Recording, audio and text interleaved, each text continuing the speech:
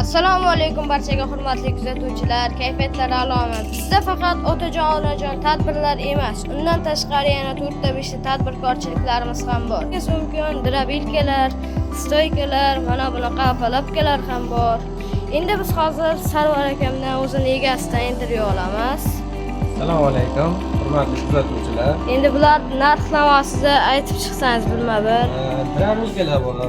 Yem chiqarish uchun. Bular necha pul? Bular kuniga 100 ming so'mdan chiqadi.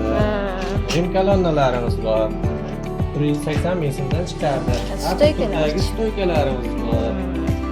2,5 ming so'mdan 5 ming so'mgacha bor. Endi apalapkalarga o'tsak sizda. 1,5 ming so'mdan chiqadi. Bulardagi apalapkalar bor.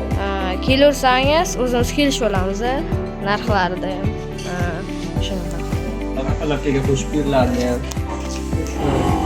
Shablonlar bor. Shpilka, mo'lgaykalarimiz bor. Har xil turdagi narsalar ham bor-da, demak. Regal qo'yish uchun taxtalarimiz bor. Tagli qismi, yon qismi. Har xil turdagi taxtalarimiz bor. Keyin Instrumentlarimiz bor. Trambolovka, dvijok, kompressor. Endi ichkariga ham o'tsak-da, qanaqa instrumentlar bor ekan. Bilmadim, endi. Endi aralarimiz bor. Mikser bor. Elektr suv nasoslar, benzinli suv nasoslar. Qisqasi Lazer.